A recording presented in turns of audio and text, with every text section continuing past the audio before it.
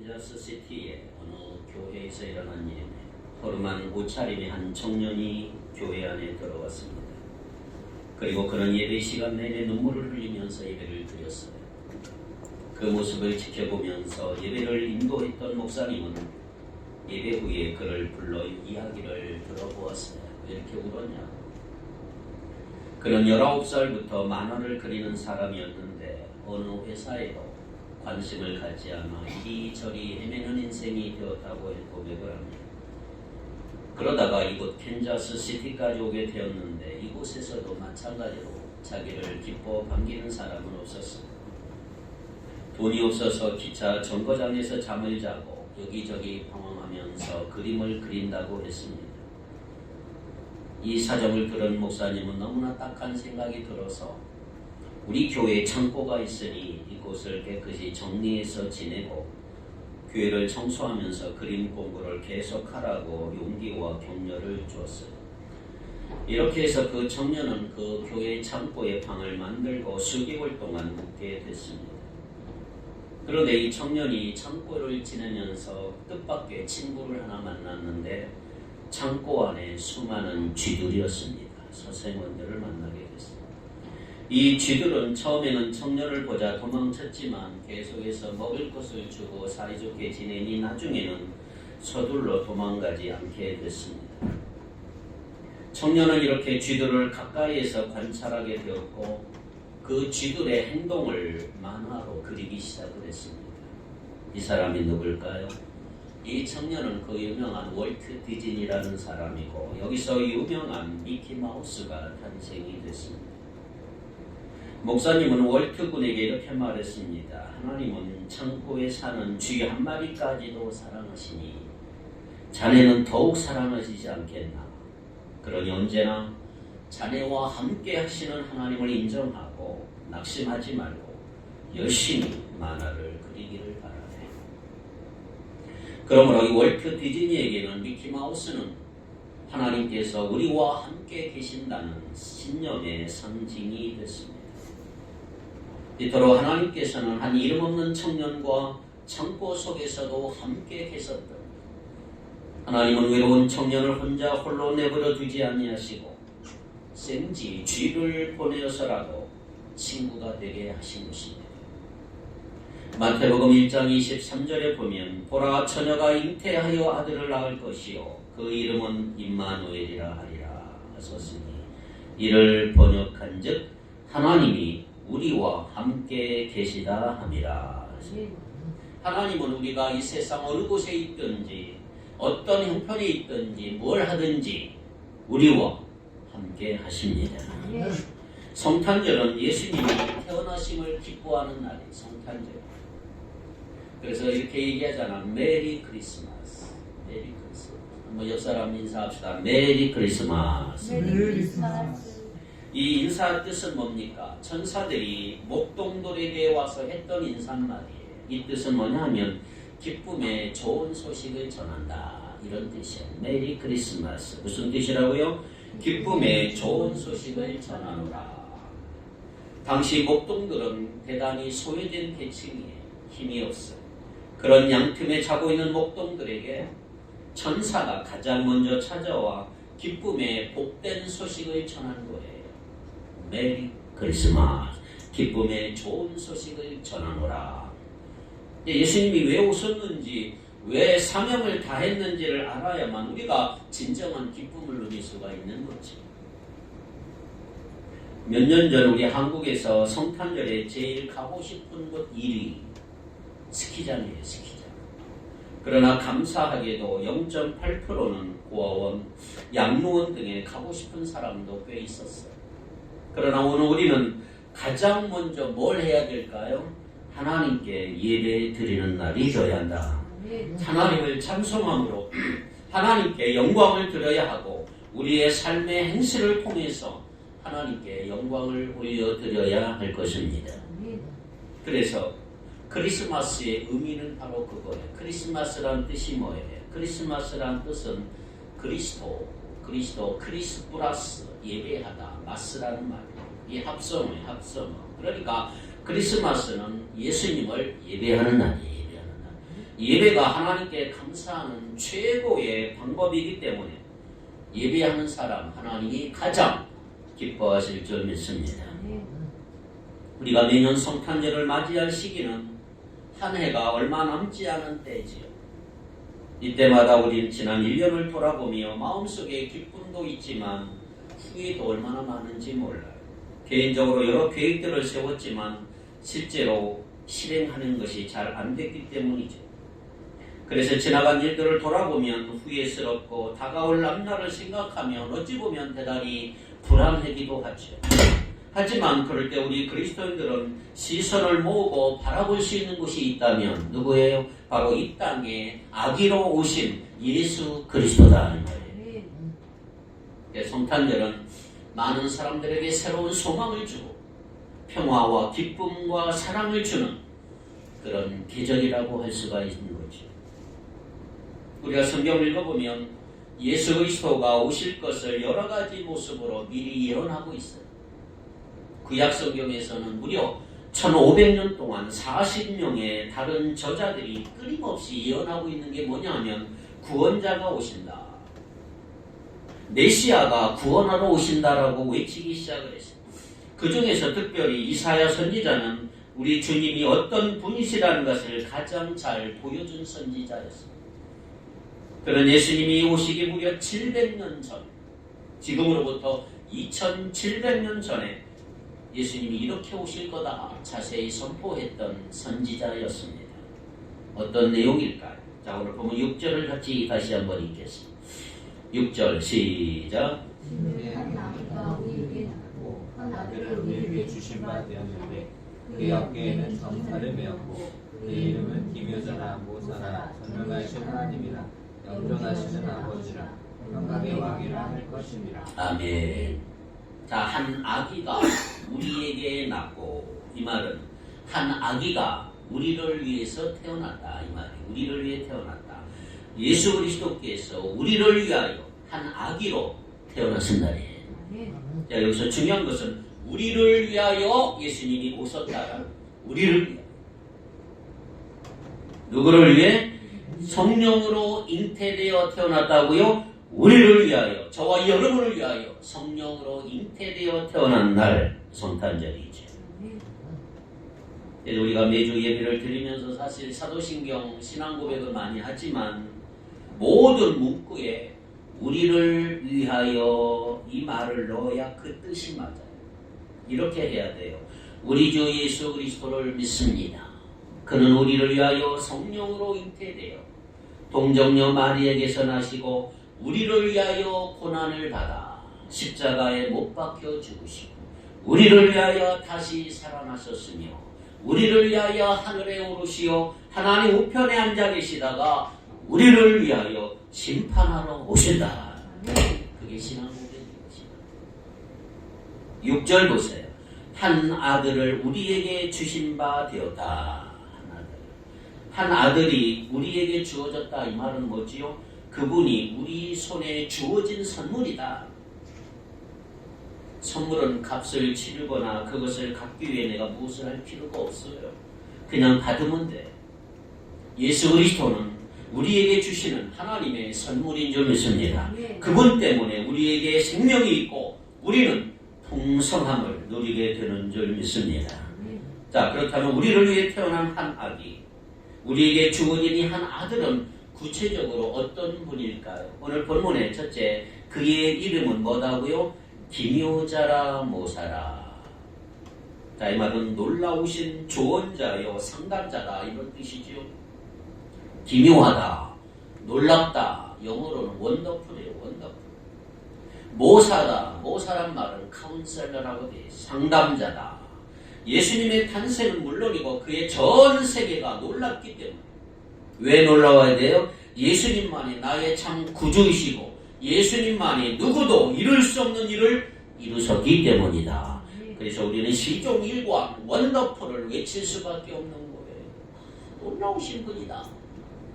기묘자라 모사다. 놀라운 상담자다. 원더풀 카운셀러다. 만군의 주 여호와 하나님 아버지는 모르시는 것이 없으시고 못하는 것이 없으신 분이다. 주 앞에 나가면 해결받지 못할 문제는 전혀 없다. 주님은 완전한 해결자, 완전한 대답자, 탁월한 경륜가, 놀라우신 조언자다. 우리말 성경에 이렇게 두 이름으로 해석이 되어 있어요. 기묘자라 모사라. 근데 원어에 보면요, 기묘한 모사 이렇게 되어 있어요. 기묘한 모사. 이스라엘 언어를 번역한 것이 성경이기 때문에 우리 정서에는 완전하게 일치되는 단어가 없는 경우가 많습니다. 요즘에 젊은이들이 많이 쓰는 이 대박이라는 말은 영어에 정확히 표현하기가 어려워요. 마찬가지로 기묘한 모사, 영어 성경에 보면 원더풀 카운셀러라고 되어 있어요. 탁월하고 놀라운 상담자, 특별히 중재자란 말이에요. 중재자. 예수님은 우리의 놀라운 중재자가 되신다. 할렐루야. 중재자는 뭡니까? 제3자잖아. 당사자 사이에 분쟁의 해결을 조정하는 사람이 중재자예요. 예수님은 하나님과 우리 사이를 중재하기 위해서 오신 분이다. 둘 사이가 너무 나쁘면 누구가 중재자가 되어서 화해를 유도해야 되는데 그분이 바로 예수님이에요. 하나님과 인간 사이는 인간이 죄로 말미암아 사이가 틀어져 버렸어요. 조정하기가 너무 어려워요. 길 가는 사람들에게 하나님 이야기를 해보면 그들이 얼마나 많이 하나님께 반감을 갖고 있는지 여러분 아시잖아요. 전도도 안 돼요. 요즘엔 하나님은 인간에 대해 어때요? 하나님은 불의한 거, 악한 거, 죄 문제에 대해서는 전혀 용납하지 않으세요. 우리에게 일부 알려주신 하나님의 속성에는 하나님의 공의가 있기 때문에 우리의 죄성은 관대하지를 못해. 죄악과 악에 대해서 창조주 하나님께서는 반드시 비리를 가리려고 처벌하시는 분이 하나님이 공의의 하나님. 그래야 공의로운 통치자라고 할 수가 있죠. 자, 그러니까 우리는 매일 죄를 짓고 나쁜 생각으로 살고 하나님을 싫어하는 인간, 그러니까 하나님과는 결코 관계가 좋아질 수가 없는 거죠. 그래서 예수님은 이 문제를 중재하러 오신 원더풀한 중재자다 이 말이에요. 예수님이 탁월한 중재자인 이유는 그 중재하시는 방식이 우리의 상상을 초월하기 때문에 그래요. 보통 중재자라면 그 일을 위해 자기 자신을 전폭적으로 희생하진 않습니다. 그러나 오늘 우리의 중재자이신 예수님은 우리를 하나님과 화해시키기 위해서 자신의 목숨을 완전히 내주었다는 거죠. 우리 생각으로는 납득이 안 되는 이 사랑의 중재자이니까 기묘한 모사다, 원더풀한 카운셀러다 이렇게 표현하고 있는 거예요. 지금도 여전히 우리의 연약함을 하나님 앞에서 중보하시는 영원한 중보자이신 줄 믿습니다. 오늘 예배드리는 우리 모든 성도들이 예수님의 십자가의 중재로 하나님과 완전히 화해된 분들이 되기를 축복합니다. 두 번째로 전능하신 하나님이라 되죠. 주님은 모든 것을 이룰 수 있는 능력을 많으신 분이다. 하나님은 불가능이 있어요? 없어요? 없습니다. 메시아로 오신 예수 그리스도는 모든 것을 하실 수 있는 하나님이시다. 그러니까 내가 능력이 부족하다면 전능하신 그분께 나아가면 능력을 얻을 줄로 믿습니다. 이 말씀은 우선 예수님에 대한 정체성을 확인할 수 있는 말씀입니다. 사람으로 태어난 아기지만 그 본질은 하나님이시다. 예수님은 마리아의 몸에서 10달 동안 자라서 자연 분만으로 태어나신 분이에요. 신이 잠시 사람 몸을 빌려서 내려온 게 아니고 처음부터 사람의 유전 인자를 택해서 완전한 사람의 형상으로 존재 방식을 바꿔버리시는 사건, 이게 성탄절. 지난 2018년도 중국에서는 크리스마스 금지령을 내렸죠. 성탄절 지키지 않는다. 중국의 성전들은 일제히 성탄절, 크리스마스 트리나 장식 등을 할 수 없습니다. 무신론이 바탕인 공산주의 사상에서 예수님을 신으로 믿는 기독교의 확산은 얼마나 위험한 일일까요? 그래서 모든 상점에 크리스마스가 없는 거죠. 그렇다면 예수님의 조국인 이스라엘 국민들은 이 아기를 누구라고 말할까요? 당연히 위대한 정치자, 왕이 될 왕자의 탄생, 그렇게 지금도 믿고 있는 거예요.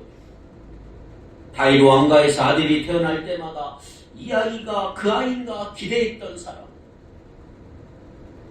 그런데 생각해 보세요. 하나님이 직접 구원자로 내려오신다고 하는 것 과연 상상할 수 있었을까?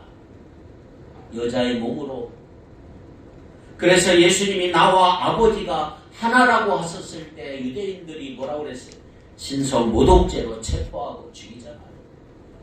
오늘 우리는 예수님이 오늘 이사야 선지자의 예언대로 전능하신 하나님을 믿기에 예배 드리고 있는 거예요. 하나님은 전능하신 분이시다. 세 번째, 영존하신 아버지라. 영존이라는 말은 시간적으로 영원하는 뜻도 있고 동시에 공간적으로 어디에나 계시는 분이다, 이런 뜻이죠. 영원히 계시고 어디에나 계시면서 뭘 하실까요? 아버지 역할을 하시는, 아버지 역할. 자, 아버지의 주된 역할은 뭡니까? 자녀를 불쌍히 여기고 긍휼을 베푸는 거죠.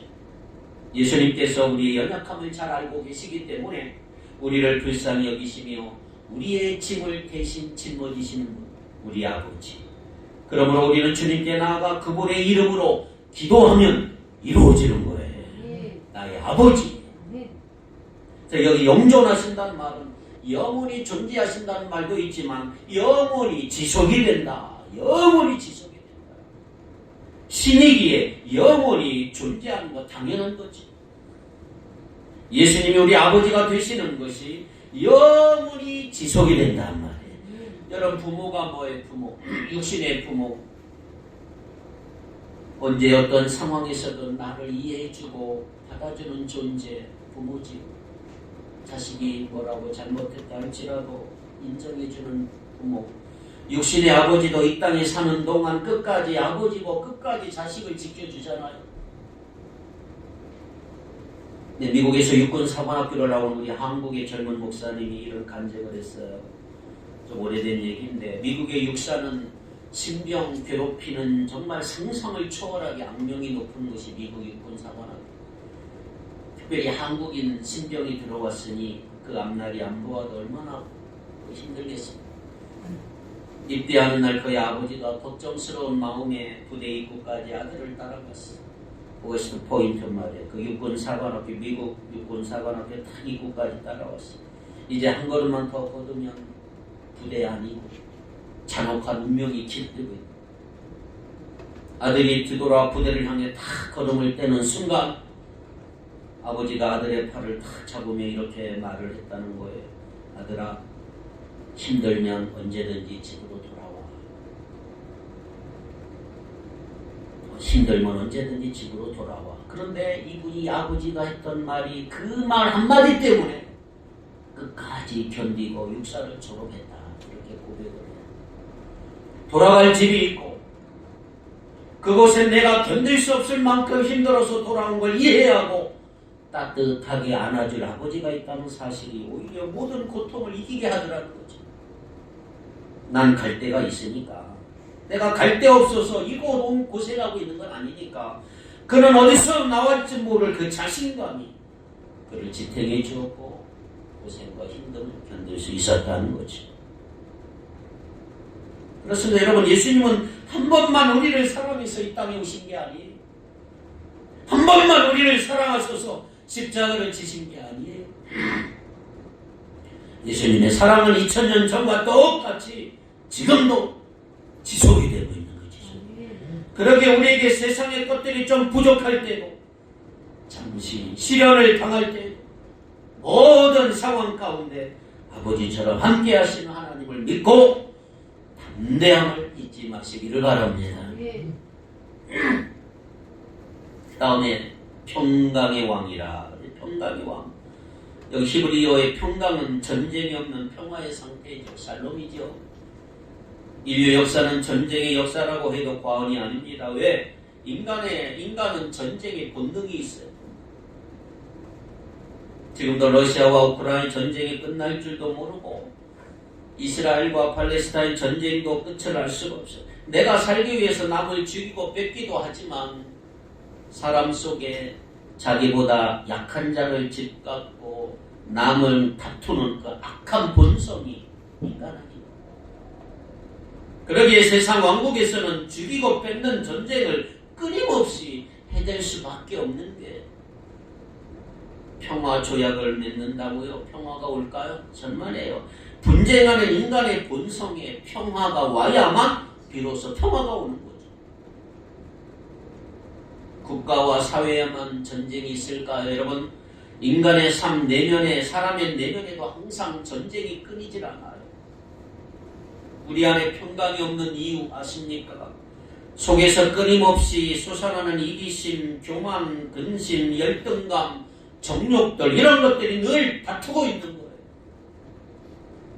그래서 살로 평강이 없어요. 여러분, 마음만 편해도 살만하지 않겠습니까? 예수님 우리 각 사람 마음에 평화를 주시는 평화의 왕이시다. 평안을 내가 너희에게 주노니 곧 나의 평안을 너희에게 주노라. 이 평화는 우리 내면에 항상 있을 것이기 때문에 어떠한 외부 환경에도 불구하고 우리가 누릴 수 있는 평안, 우리의 삶이 전쟁터와 같이 두렵고 위태함을 느낄 때에도 내 영혼 깊은 곳에서 이 평강이 모든 것을 이길 힘을 줄 것입니다. 여러분이 예수님 몰랐다면 어쩌면 지금도 전쟁터같이 살고 있을 거예요. 우리 가정안의 식구들끼리 서로 다투고 원망하고 서로 책임을 전가하고 누가 아군인지 적군인지도 모르고 지금보다 더 서로를 괴롭히며 살고 있을 생각을 한번 해보세요. 이 평강의 주님이 오늘도 예배 드리는 여러분들의 마음과 가정과 삶의 모든 순간마다 함께 하시기를 축복합니다. 주님은 평화의 왕이십니다. 네, 여러분, 우리가 주님을 믿는다고 하면서 마음의 불안과 염려와 두려움이 찾아오는 이유, 주님의 평화가 없어서 그런 거죠. 오늘 주님이 주시는 참된 평화를 받고 누리며 가시기를 바랍니다. 자꾸 다른 데서 평화를 찾지 마세요. 지금 내 마음이 불안하거나 염려가 된다고 하는 것은 주님의 평화를 누리지 못하고 있다는 표시죠. 걱정이 되고 내가 밤에 잠 못 자고 불안하다면 그때 주님께 가까이 갈 때인 줄 믿습니다. 다른 것 어떤 거 하기 전에 먼저 평화의 왕이신 주님께 가셔야 됩니다. 말씀과 예배와 기도로 하나님을 가까이 하는 복을 누리기를 바랍니다.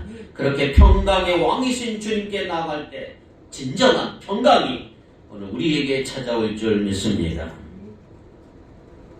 두 번째로 7절을 같이 읽겠습니다. 온 우주를 다스리는 예수님을 볼까요? 7절 시작.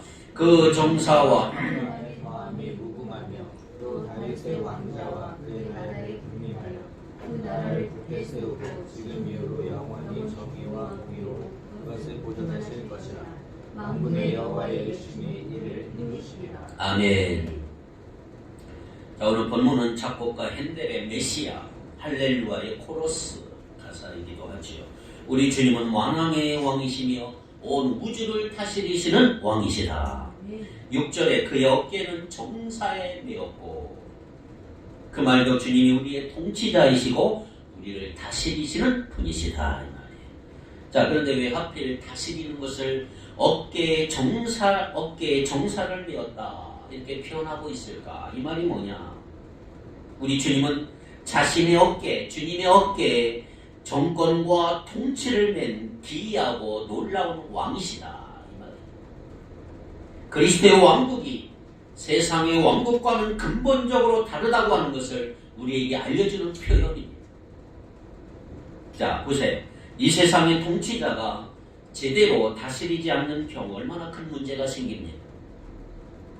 독재를 하거나 권력을 잘못 사용해서 다른 사람을 괴롭게 하는 것, 독재를 해도 백성들을 괴롭게 만들고 능력이 없어도 고통을 당하게 됩니다. 우리가 사는 세상의 나라에서는 누가 어깨에 무거운 짐을 메고 일해야 하느냐? 보통은 낮은 사람들이죠. 낮은 사람이 높은 사람을 위해 자신의 어깨 위에 짐을 짊어지고 일해야 돼요. 낮은 계층의 사람들이 자신의 지배자들을 위해 땀 흘리고 섬겨야 돼요. 아무리 좋은 왕이라도 백성이 왕을 자기 어깨에 짊어지고 섬기는 게 세상의 통치 방식이죠. 아래에서 위로 섬기는 거예요. 그런데 보세요. 오늘 우리를 위해 태어난 아기, 우리에게 주어진 그 아들 예수 그리스도의 통치는 세상 왕국의 통치 방식과 완전히 다르다는 사실을 한번 보세요. 높으신 주님께서 오히려 낮고 천한 우리를 짊어지신다. 우리가 그분의 어깨 위에 올려져 있다. 낮은 자인 우리가 주님을 섬겨야 함에도 불구하고 오히려 높으신 그분이 우리를 섬겨주시는 거예요. 이 비밀을 아십니까? 주님의 통치권이 어디에 있어요? 그분의 어깨에 있단 말이에요. 놀라운 사실이에요. 그분의 통치권이 그의 발밑에 있어서 우리가 그분 안에 기어 다녀야 하는 게 아니고 바로 그분의 어깨 위에 있어서 우리를 어깨에 짊어지신다. 할렐루야. 그래서 이사야 선지자가 말씀하신 이 말씀의 핵심을 예수님이 이렇게 말씀하셨어요. 자, 마태복음 20장 25절로 27절 예수님은 이렇게 말씀하고 있습니다. 시작. 예수께서 제자들을 불러다가 이르시되 이방인의 집권자들이 그들을 임의로 주관하고 그 고관들이 그들에게 권세를 부르는 줄을 너희가 알거니와 너희 중에는 그렇지 않아야 하나니 너희 중에 누구든지 크고자 하는 자는 너희를 섬기는 자가 되고 너희 중에 누구든지 으뜸이 되고자 하는 자는 너희의 종이 되어야 하리라. 아멘. 이 말씀을 하신 예수님을 따르는 그리스도인들이라면 어떤 사람이 되어야 한다고요? 섬기는 사람이 되어야 한다. 세상 밑에서는 밑에 있는 다수가 위에 있는 소수를 섬기지만 예수 믿는 사람들은 그와 반대로 높은 사람일수록 낮은 곳에 있는 사람들을 섬겨야 한다. 그래서 결론적으로 마태복음 20장 28절 예수님은 이렇게 말씀하셨어요. 시작. 인자가 온 것은 섬김을 받으려 함이 아니라 도리어 섬기려 하고 자기 목숨을 많은 사람의 대속물로 주려 함이니라. 예수님은 그냥 내가 인류를 구원하러 왔다 이렇게 하면 될 것을 왜 굳이 섬기려고 오신다고 말씀하셨느냐. 여러분, 구원과 섬김은 서로 뗄 수 없는 관계예요. 섬김 속에 구원이 있는 거예요. 예수님께서 하신 것처럼 내 자신의 생명을 다하여 다른 사람들을 섬겨보기 전에는 구원이 진짜로 무엇인지를 알 수가 없어요. 오늘날 많은 크리스천들이 예수를 믿을 때 자신을 죄에서 구원해 주신 구세주를 믿어요. 나 예수 믿고 구원받았다라고, 예수 믿었으니 천국 갈 거라고, 구원이라고 하는 개념을 죄를 회개하고 그 예수님을 영접하고 하나님의 자녀가 되는 것으로 생각해요. 틀린 건 아니지만 대부분 거기서 끝나버려요. 예수님을 내 주인으로 믿지를 않는다는 말이에요. 오늘 우리에게 일어나는 문제들을 한번 볼까요? 대부분 예수님이 주인이 아니고 여전히 자기가 주인 노릇을 하기 때문에 일어나는 일들이에요. 신앙생활이 뭡니까? 오늘 우리 주님이신 예수 그리스도의 제자로서 따르는 게 신앙생활입니다. 근데 신앙생활이 잘 안 되고 신앙이 잘 성장하지도 않고 그 이유가 뭔지 아세요? 두 가지예요. 첫째, 은혜를 받은 게 없이 일만 하기 때문에. 받은 건 없는데 밖으로 내보내기만 하면 사람이 고갈이 돼요. 지쳐요. 불평, 불만, 원망, 서운함, 섭섭함밖에 없어요. 신앙생활 하다가 내 마음속에 교회에 대해, 목회자에 대해, 다른 성도에 대해서 불평하고 원망하고 서운하고 섭섭함이 어느 날 생길 때 받지는 않고 내보내기만 해서 고갈되었다는 것을 아셔야 돼요. 그리고 그럴 때 할 일은 뭐냐? 은혜 받기 위해 노력하는 거예요. 사역을 열심히 하기 전에 먼저 은혜로 자신을 채우는 게 필요하다. 그러기 위해서는 예배하고 기도하고 말씀을 읽고 묵상하고 말씀을 공부해야 된다. 그런데 신앙이 성장이 안 되는 두 번째 원인이 더 심각해요. 이건 뭐냐? 그저 받기만 하고 주지 않는 거예요. 그때 생기는 현상이 뭔지 아세요? 무관심과 이기심. 이기적인 욕심으로 탁 쳐버려요. 다른 다른 사람 어떻게 되든 말든 그저 나만 잘 살면 된다는 마음으로 인생을 살아가고, 그렇게 이기적인 크리스찬들이 되면 영적으로 늘 비어있고 예수님 믿는다고 하면서 예수님 전혀 닮아가지 않고 예수님이 원하시는 결과와 전혀 다른 방향으로 가버리는, 성경에서 가장 유명한 구절이라고 할 수 있는 요한복음 3장 16절에 이렇게 기록이 되어 있어요.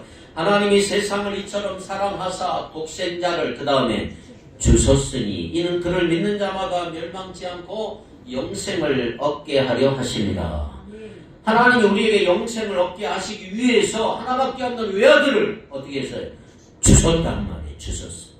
하나님은 가장 귀한 것, 우리에게 주신 최고의 기부자이세요. 기부자.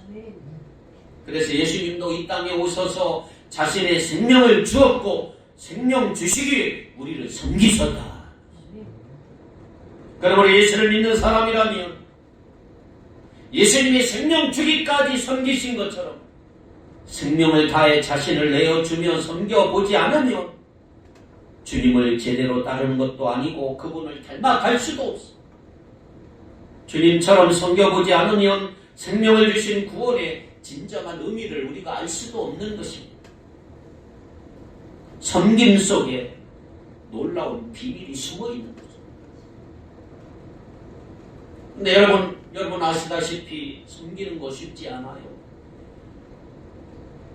어느 날 내 이웃을 섬길 거야. 이웃을 섬기는데 거기에는 시련도 있고 절망도 있고 배신도 있고, 그러다 보면 힘들어 눈물 흘리기도 하고 괴로워하고 분이 나기도 하고, 그래서 밤을 새기도 해요. 섬기는 게 결코 쉬운 게 아니에요. 그러나 그 과정에서 인내를 배우고 사랑을 배우고 그러면서 자신의 생명을 내어주기까지 우리를 섬기신 예수님의 마음이 조금씩 깨달아지면서 주님을 닮아져 가게 되는 거예요. 그걸 위해 예수님이 이 땅에 오신 거죠. 우리에게 섬김의 본을 보여주신 거지요. 위에서 아래를 향해 군림하는 통치자가 아니고 왕이신 그분이 오히려 밑에서 우리를 어깨에 메어 올리고 섬겨주셨단 말이에요. 그런 섬김을 통해 구원의 주로 오신 것입니다. 섬김과 구원이야말로 예수님께서 이 땅에 한 아들로 오신 이유란 거죠. 성탄절의 진정한 의미는 뭐냐? 섬김과 구원이에요. 예수님은 기묘자이십니다. 놀라우신 분이에요. 모사입니다. 전능하신 하나님이십니다. 영원하신 하나님 평강의 왕. 예수님은 십자가를 통해 우리에게 참 자유와 평강과 기쁨을 이미 주셨어요. 우리의 힘이 아닙니다. 하나님의 열심히 이루신 거예요. 타오르는 불꽃처럼 인류를 구원하기 위해 하나님의 열심히 예수님을 우리와 함께 하시기 위하여 낮아지고 자기를 비우시고 영광의 본체를 포기하시고 아기로 오셨어요. 이제 우리는 이 자유와 기쁨과 이 평강을 풍성히 누리는 삶을 사는 계절이 되어야 될 것입니다.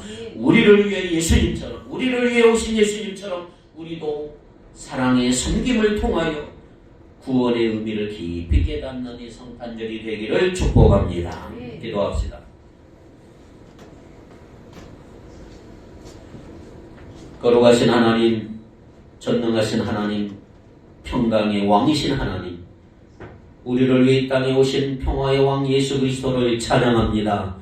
하나님의 하나님 되심을 증거하는 하나님의 표적들로 오늘도 기쁨으로 살아가게 하옵시며, 우리를 위해 오신 예수님처럼 우리도 사랑의 섬김을 통하여 구원의 의미를 깊이 깨닫는 성탄의 계절 되게 하여 주시옵소서.